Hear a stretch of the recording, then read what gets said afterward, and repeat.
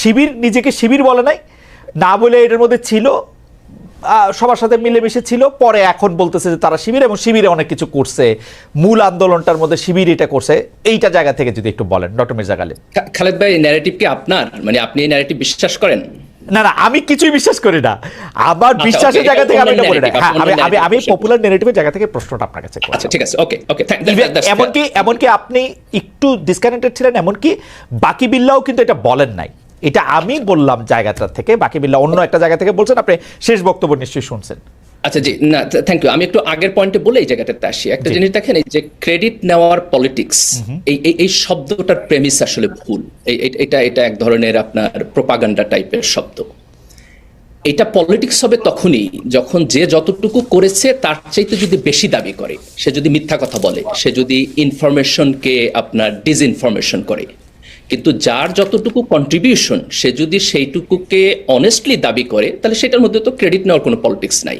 এটা হচ্ছে একটা জিনিসকে অ্যানালাইসিস করার পদ্ধতি, এবং তারটুকু সে দাবি করবেই, এবং আমাদেরও সেটা মেনে নেওয়া উচিত। যদি দাবিটা তার কাজের চাইতে বেশি হয়, তখন আমরা এই প্রশ্নটা করব। এখন আপনি দ্বিতীয় যেটা প্রশ্ন তুললেন, যে এই আন্দোলন, শেখ হাসিনার বিপক্ষে যে আন্দোলন, তার তিনটা ধাপ দেখেন। প্রথম ধাপ হলো, একটা লম্বা সময় রাজনৈতিক দলগুলো এই ফ্যাসিবাদের বিপক্ষে সংগ্রাম করছে। সেখানে বিএনপি ছিল, সেখানে জামাত ছিল, সেখানে ছাত্র দল ছিল, সেখানে ছাত্র শিবির ছিল। এবং আপনি যদি দেখেন যে আওয়ামী লীগের এই অপারেশনের এগেনস্টে জামাত এবং শিবিরের লোকেটা কতখানি নির্যাতিত হয়েছে, তাহলে আপনি বুঝবেন যে শিবির এখানে ছাত্রলীগের মধ্যে আরামে ছিল না। আপনি এক ঢাকা বিশ্ববিদ্যালয় ধরেন, কতগুলো ছাত্রকে বিশ্ববিদ্যালয়ের হল থেকে ছাত্র শিবির করার অপরাধে পিটাইয়া, হাত ভাঙ্গা, পা ভাঙ্গা হসপিটালে পাঠাইছে।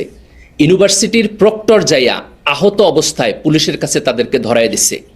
ছাত্র শিবিরে কতজনকে পুলিশ গুম করে লয়ে গেছে, তাদের লাশ পাওয়া যায় নাই। ইসলামী বিশ্ববিদ্যালয়ের দুটো ছেলের লাশ ঢাকা ইউনিভার্সিটি কি শিবির ছিল?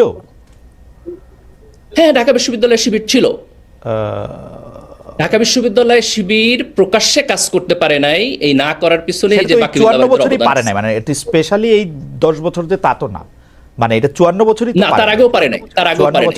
আমি যখন ছিলাম, আমরা যখন বিশ্ববিদ্যালয়ে ছিলাম, তখনও পারে নাই। তার কারণ হলো বিশ্ববিদ্যালয়ে গণতান্ত্রিক পরিবেশ ছিল না। শিবির তো একটা গণতান্ত্রিক রাজনৈতিক সংগঠন, কিন্তু আপনি তাকে গণতান্ত্রিক প্রক্রিয়ায় রাজনীতি করতে দিতেছেন না। এই অপারেশনের মুখে শিবির আন্ডারগ্রাউন্ড রাজনীতি করছে ঢাকা বিশ্ববিদ্যালয়ে। কি করবে? আপনি যদি তাকে জায়গা না দেন, তাহলে সে করবেটা কি?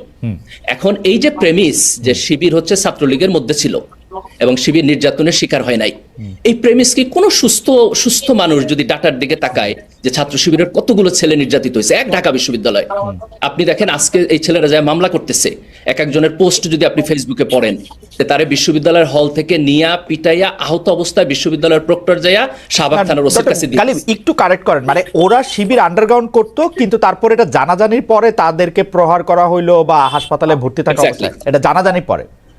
এক্স্যাক্টলি। ওকে, মানে ব্যাপারটা এমন না তো যে ছাত্র দলের আহত লোকজনের বা বামদের আহত লোকজনের আপনারা শিবির বলে দাবি করতেছেন, ব্যাপারটা এরকম না তো। না, ছাত্র শিবিরের ছেলেরা ঢাকা বিশ্ববিদ্যালয়ে তো তার পরিচয় দিয়ে থাকতে পারে নাই ক্যাম্পাসে, তাই না? তাহলে সে পরিচয় দিয়ে থাকতে পারে নাই কোনো কারণে। ধরেন তার একটা ফেসবুকে স্ট্যাটাস, অথবা তার একটা কথা, অথবা তার হচ্ছে রুমমেট কেউ সন্দেহ করলো, সে বলল, এবং যখন কেউ আইডেন্টিফাই করলো সে ছাত্র শিবির করে, তাকে ছাত্রলীগ নির্যাতন করে হল থেকে বের করে দিল, এবং সে বিশ্ববিদ্যালয়ের ছাত্র হওয়ার পর পুলিশ তাকে অ্যারেস্ট করে নিয়ে গেল। ভাই, আমি তো বিশ্ববিদ্যালয়ে পড়ছি, খালেদ ভাই আপনি তো বিশ্ববিদ্যালয়ে পড়ছেন, আপনি চিন্তা করতে পারেন এটা একটা মানুষের জীবনে কতখানি ট্রমা তৈরি করে। এই ঘটনা তো একটা না, একটা, দুইটা, তিনটা, 100-র উপরে এই ঘটনা হবে। এরপরেও কেউ যদি বলে যে ছাত্র শিবির হচ্ছে নির্যাতিত হয় নাই, ভাই এটা তো মিথ্যা কথা। এটা তো হচ্ছে আপনি একটা দুইটা এক্সাম্পল নিয়ে এসে কোয়ালিটেটিভলি দেখে একটা ন্যারেটিভ তৈরি করতেছেন। মানুষের সেন্স থাকলে তো এই ন্যারেটিভ তৈরি করা উচিত না রে ভাই। ওকে, ঠিক আছে, আমি তাহলে এইবার একটু জনাব বাকিবিল্লাহ যেটা বললেন সেইটার প্রসঙ্গে একটু আসি। জনাব বাকিবিল্লাহ বললেন যে এই যে এই ক্রুদ্ধ সময়টার মধ্যে 15 বছরে, বিশেষ করে শেষ 3-4 বছরে আওয়ামী লীগের এগেনস্টে যে জায়গাগুলি নিয়ে বাম দলগুলি দাঁড়াচ্ছে, তাদেরকে কি সেই ডিউ ক্রেডিটটা দেওয়া হইতেছে? শিবির কি কোনো সময় বা হ্যাঁ জি বলেন খালেদ ভাই। জি, আমার সাউন্ড কি ক্লিয়ার শোনা যাচ্ছে? পরিষ্কার। এখানে দুইটা জিনিস দেখেন। আওয়ামী লীগের যে ফ্যাসিবাদী শাসন 15 বছরের, বামদের একটা অংশ তো তাদের স্ট্র্যাটেজিক পার্টনার ছিল, 14 দলের মধ্যে ছিল। বামদের নানান সাংস্কৃতিক গ্রুপ আওয়ামী লীগকে সাপোর্ট দিয়ে গেছে।